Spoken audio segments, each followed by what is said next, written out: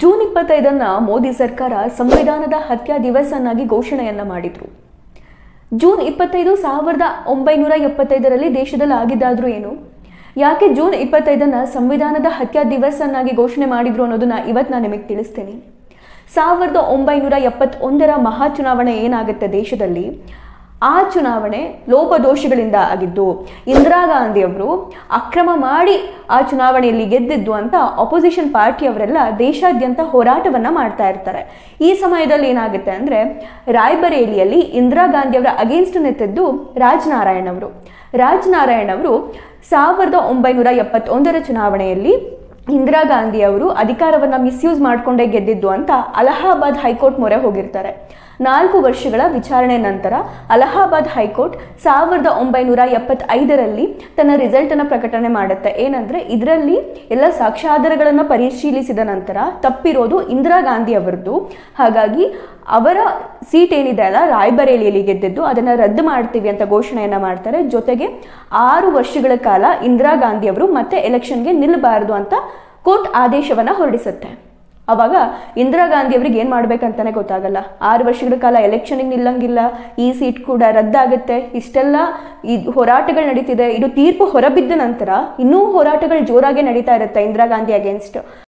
ಆಗ ಇಂದಿರಾ ಗಾಂಧಿ ಅವರು ಅವರ ಆಪ್ತರಾದ ಸಿದ್ಧಾರ್ಥ್ ಶಂಕರ್ ರೈ ಅವರ ಸಲಹೆಯ ಮೇರೆಗೆ ಒಂದ್ಸಲ ಇಂಡಿಯನ್ ಕಾನ್ಸ್ಟಿಟ್ಯೂಷನ್ ಓದ್ಕೊಳ್ತಾರೆ, ಜೊತೆಗೆ ಅಲಹಾಬಾದ್ ಹೈಕೋರ್ಟ್ ತೀರ್ಪನ್ನ ಕೂಡ ಒಂದ್ಸಲ ಓದ್ಕೊಂಡು ಜೂನ್ 25, 1975 ಸಂಜೆ ಸುಮಾರು 5:30 ಅಷ್ಟೊತ್ತಿಗೆ ಅನ್ಸುತ್ತೆ ರಾಷ್ಟ್ರಪತಿ ಭವನಕ್ಕೆ ತೆರಳುತ್ತಾರೆ. ಅವರಿಬ್ರೆ ಯಾವುದೇ ಕೂಡ ಅಧಿಕೃತ ದಾಖಲೆಗಳು ಏನೂ ಸರಿ ಮಾಡ್ಕೊಂಡಿರಲ್ಲ. ಹೋಗಿ ಪ್ರೆಸಿಡೆಂಟ್ ಮುಂದೆ ಅವರು ಮನವಿ ಮಾಡೋದೆ ತುರ್ತು ಪರಿಸ್ಥಿತಿಯನ್ನ ಅನೌನ್ಸ್ ಮಾಡಿ ಅಂತ, ಇದಕ್ಕೆ ಸೈನ್ ಹಾಕಿ ಅಂತ ಪ್ರೆಸಿಡೆಂಟ್ಗೆ ಕೇಳ್ತಾರೆ. ಯೋಚನೆ ಮಾಡಿ, ಕ್ಯಾಬಿನೆಟ್ಗೆ ಯಾವ ಇನ್ಫಾರ್ಮೇಶನ್ ಕೂಡ ಇರಲ್ಲ, ಯಾವುದೇ ಅಧಿಕೃತ ದಾಖಲೆಗಳನ್ನ ರೆಡಿ ಮಾಡ್ಕೊಂಡಿರಲ್ಲ.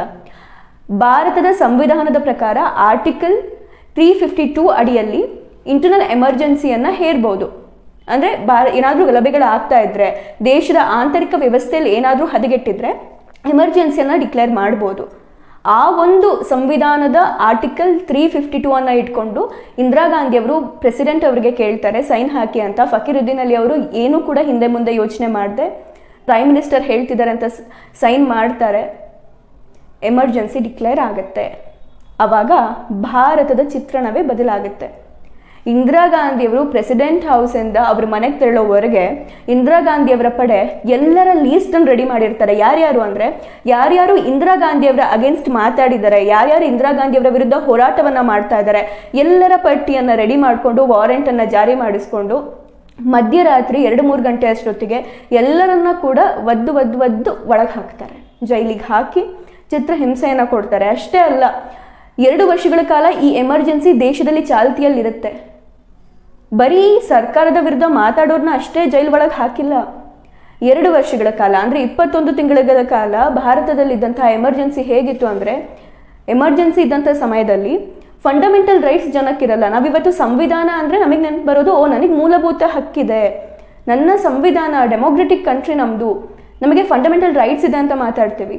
ಎಮರ್ಜೆನ್ಸಿ ಡಿಕ್ಲೇರ್ ಆದಾಗ ನನಗೆ ಫಂಡಮೆಂಟಲ್ ರೈಟ್ಸ್ ಇದೆ ಅಂತ ನಾನು ಸುಪ್ರೀಂ ಕೋರ್ಟಿಗೆ ಎನ್ಫೋರ್ಸಬಲ್ ಮಾಡಿಸ್ಕೊಳಕ್ ಹೋಗೋಕ್ಕಾಗಲ್ಲ ಅವಾಗ. ಸೊ ಭಾರತದ ಜನ 21 ತಿಂಗಳ ಕಾಲ ಯಾವುದೇ ಫಂಡಮೆಂಟಲ್ ರೈಟ್ಸ್ ಇಲ್ಲದೆ ಬದುಕಿದ್ರು ಇಂದಿರಾ ಗಾಂಧಿ ಅವರ ಸರ್ವಾಧಿಕಾರ ಧೋರಣೆಯಿಂದ. ಇಷ್ಟೇ ಅಲ್ಲ, ಮೀಡಿಯಾಗಳ ಮೇಲೆ ಸೆನ್ಸರ್ಶಿಪ್ ಹಾಕ್ತಾರೆ. ಅಂದ್ರೆ ಸರ್ಕಾರದ ವಿರುದ್ಧ ಯಾವುದೇ ಮಾಹಿತಿಯನ್ನ ಪ್ರಕಟಣೆ ಮಾಡಬಾರ್ದು. ಜನಕ್ಕೆ ಗೊತ್ತೇ ಆಗಿರಲ್ಲ ಯಾಕೆ ಎಮರ್ಜೆನ್ಸಿಯನ್ನ ಡಿಕ್ಲೇರ್ ಮಾಡಿದ್ರು, ನಾವು ಯಾಕೆ ಸರ್ಕಾರದ ವಿರುದ್ಧ ಮಾತಾಡಬಾರ್ದು, ಏನು ಕೂಡ ಜನಕ್ಕೆ ಮಾಹಿತಿನೇ ಇಲ್ಲ.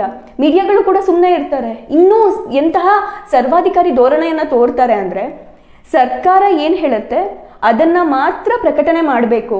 ಆಲ್ ಇಂಡಿಯಾ ರೇಡಿಯೋಲಿ ಇಂದಿರಾ ಗಾಂಧಿ ಅವರು ಬಂದು ಮಾತಾಡೋದು ಹಾಗೆ ಇರುತ್ತೆ. ಅವ್ರು ಹೇಳ್ತಾರೆ, ದೇಶದಲ್ಲಿ ತುಂಬಾ ಆಂತರಿಕ ಕ್ಷೋಭೆ ಇದೆ, ಆಂತರಿಕ ಕ್ಷೋಭೆಯಿಂದ ನಾನು ದೇಶವನ್ನ ಕಾಪಾಡ್ಕೊಳ್ಳೇಬೇಕು ಅಂದ್ರೆ ಎಮರ್ಜೆನ್ಸಿಯ ಅವಶ್ಯಕತೆ ಇದೆ ಅಂತ ಅವರೇ ಹೇಳ್ತಾರೆ.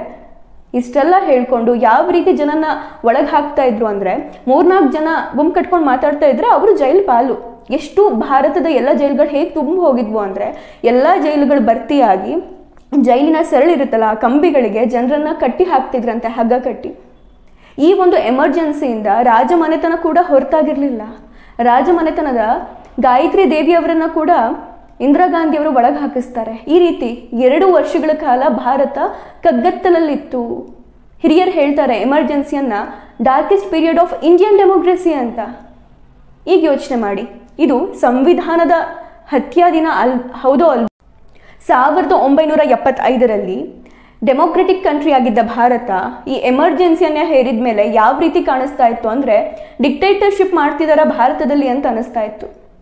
ಹಾಗಾಗಿ ಪ್ರಸ್ತುತ ಗವರ್ಮೆಂಟ್, ಇವತ್ತು ನಾವೇನು ಮೋದಿ ಸರ್ಕಾರವನ್ನು ನೋಡ್ತಾ ಇದ್ದೀವಿ, ಇವರು ಜೂನ್ 25 ಸಂವಿಧಾನದ ಹತ್ಯಾ ದಿವಸ ಅಂತ ಹೇಳಿ ಘೋಷಣೆಯನ್ನು ಮಾಡಿತ್ತು.